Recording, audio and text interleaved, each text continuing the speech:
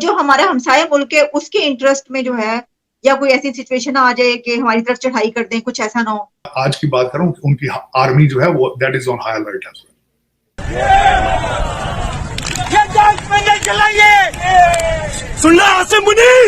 एक एक ढाका और दो, पाकिस्तान को तोड़ दो, ये नारे लग रहे हैं कराची में। इंडिया का साडा कोई मुकाबला नहीं। सो हेलो एवरीवन, जैसे कि हम सभी को पता है कि पाकिस्तान के एक्स पीएम इमरान खान की गिरफ्तारी हो चुकी है, पर उसके साथ साथ उसके जो समर्थक हैं वो रोड पर भी उतर चुके हैं। पाकिस्तान में काफ़ी हिंसा भी बढ़ चुकी है, पर पाकिस्तान का जो एक थिंक टैंक है उसको अभी हाल फिलहाल में ये भी लग रहा है कि मौके का फ़ायदा उठा के कहीं हिंदुस्तान हमारे ऊपर अटैक ना करते। तो आइए देखते हैं क्या कहना है इन लोगों का।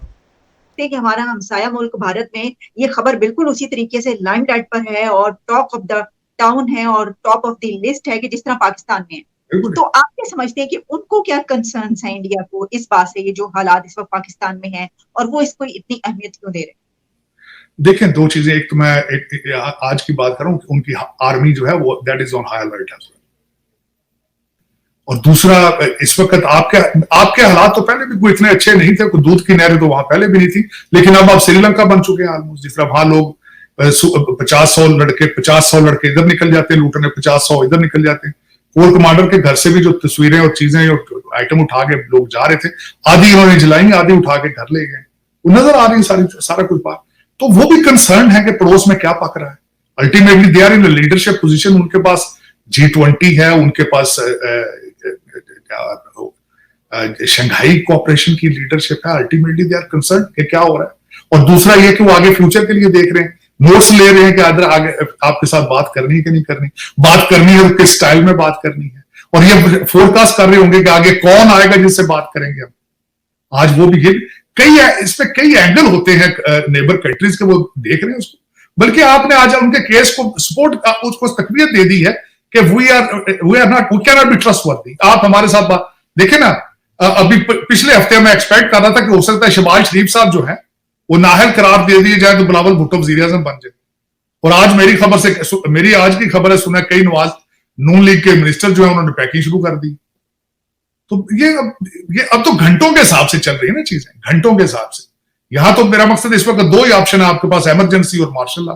तीसरा तो ऑप्शन ही टेबल पर नहीं, तीसरा ऑप्शन ही कोई नहीं। तो जो हमारा हमसाया मुल्क है उसके इंटरेस्ट में जो है या कोई ऐसी सिचुएशन आ जाए कि हमारी तरफ चढ़ाई कर दें, कुछ ऐसा ना हो। जाहिर देखें, हमसाया मुल्क का कंसर्न ये होना चाहिए कि यहाँ पे लॉ एंड ऑर्डर के हालात ठीक हो, चाहे कोई भी लेकर है। उनका कंसर्न नहीं है। उन्हें पता है कि आपके हाइब्रिड सिस्टम है, आपकी जमहूरियत भी मार्शल लॉ की तरह की है। आपके देखे ना, किसी भी इनके पास तो पावर तो होती नहीं है। अदालतें आपकी सारी वो कहते हैं कंप्रोमाइज है सारी। उन्हें पता, एक एक चीज का उन्हें पता है कि पाकिस्तान के अंदर क्या हो रहा है। हाँ, उनका कंसर्न यही होना चाहिए, और मेरा ख्याल उनका कंसर्न भी यही है कि लॉ एंड ऑर्डर चलता रहे। हमें पाकिस्तान की बेहतरी के लिए सोचना है। अगर वो जैसे कहते हैं मुसीबत के वक्त, वो एक मुहावरा है, गधे को बाप बना लें, और ये तो आपको अगर कोई बुरा भी लगता है ना, आपको मुसीबत के वक्त वो फ़ायदा तो पहुंचा सकता है ना। गधा किसको कहना चाह रहे हैं?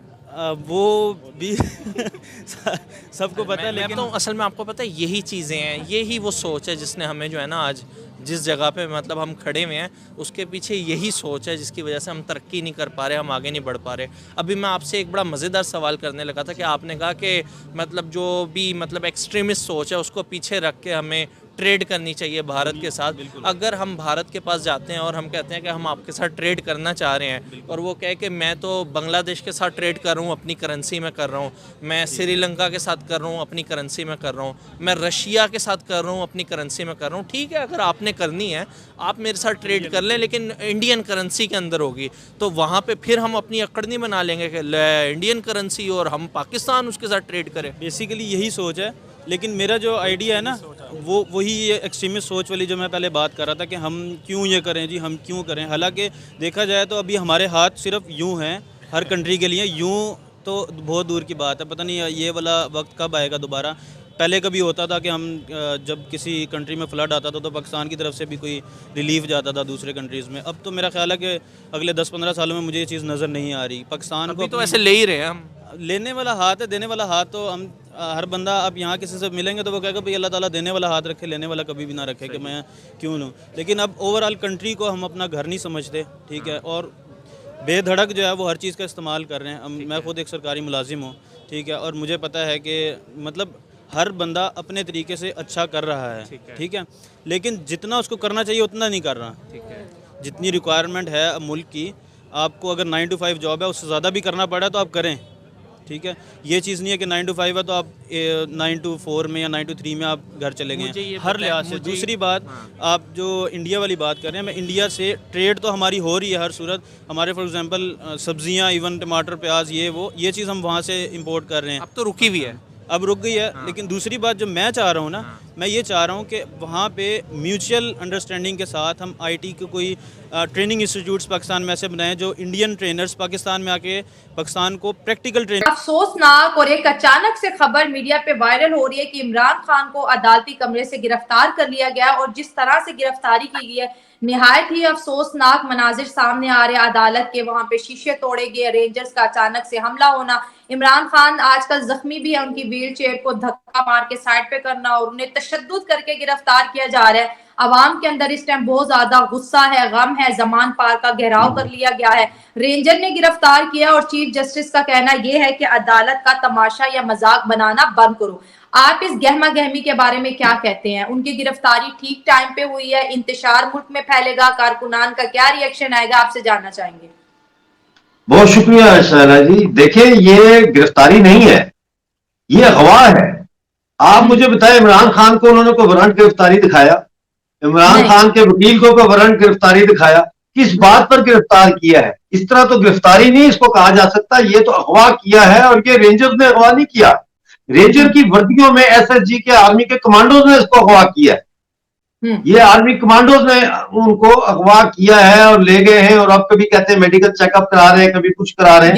ये सीधा इसको मच जेल लेके जाना चाहते हैं बलूचिस्तान में, और ये इसके बड़े सीरियस नतायज बरामद होंगे। क्योंकि देखिए, ठीक है, मैं इमरान खान की सियासत से इख्तलाफ करता हूं, बहुत ज्यादा इख्तलाफ करता हूं, और मैं उसको पाकिस्तान के लिए जो है वो अच्छा वजीर आजम नहीं समझता। लेकिन आप जैसे करोड़ों नौजवान जो है, उन्होंने इमरान खान को अपने दिल की धड़कन बनाया हुआ है, वो इमरान खान को अपना लीडर मानते हैं।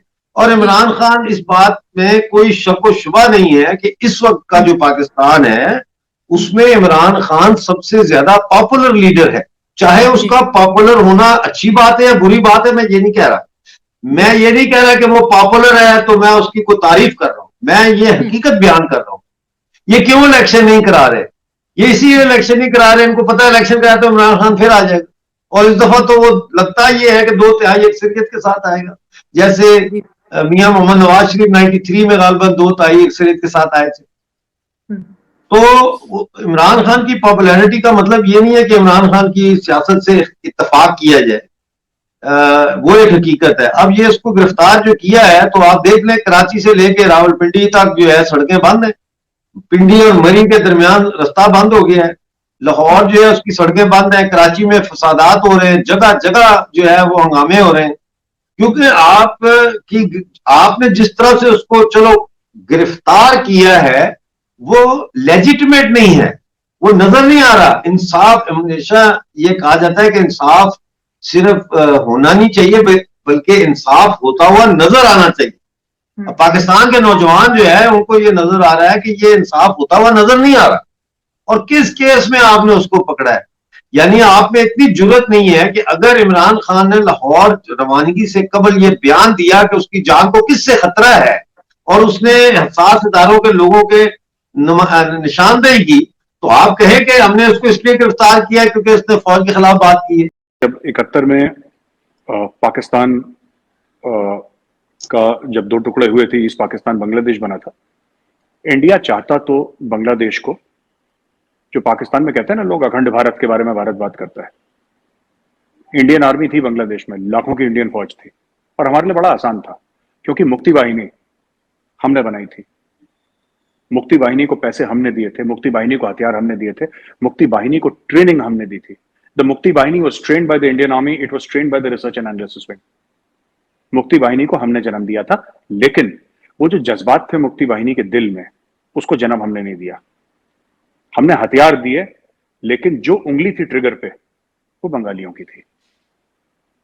हमारे रिलेशन बहुत अच्छे थे शेख मुजीबुर रहमान से, और उस वक्त अगर इंडिया चाहता तो शेख मुजीबुर रहमान से बात करके कि आप लोग ये करके किसी भी तरीके से इंडिया कोशिश कम से कम करता। मैं ये नहीं कह रहा कि इंडिया कामयाब हो जाता, मैं ये नहीं कह रहा, पर इंडिया कोशिश करता कि ये पार्टीशन में भी ये एरिया हमसे अलग हुआ था, ईस्ट पाकिस्तान बन गया था, हम इस पे कब्जा। इंडिया ने एक रुपए की कोशिश नहीं करी। इंडिया ने बोला ठीक है अब हम लोग चलते हैं जी, राम राम बाय। हमारी फौजें वहां से निकल गई, कुछ हफ्ते महीने के बाद जब भी निकलना था वो निकल गई। we left and we gave the keys of the kingdom to this thing। तो हमने देखे इंडिया में, मैं आपको बताता हूं कि एक और हमारी जो धार्मिक ग्रंथ है रामायण, उससे भी मैं आपको एग्जांपल देता हूं कि ऐसा क्यों। क्योंकि हमारा जो रिलीजन है वो भी हमें यही सिखाता है। जब प्रभु श्री राम ने रावण को हराया था लंका में, तो पूरी लंका खत्म हो गई थी, जो अब श्रीलंका बोलते हैं जिसको, तो वो खत्म हो गई थी। लेकिन जो रावण का छोटा भाई था विभीषण, उसको लंका का राजा बनाया और वो वापस आ गए, उन्होंने कब्जा नहीं करा लंका के ऊपर। तो ये जो पाकिस्तान में ये बात है कि भारत कब्जा कर लेगा, भारत की ऐसी कोई पॉलिसी नहीं है कि भारत किसी और मुल्क पे कब्जा करे, और हमारे लिए ज्यादा मुश्किल भी नहीं है।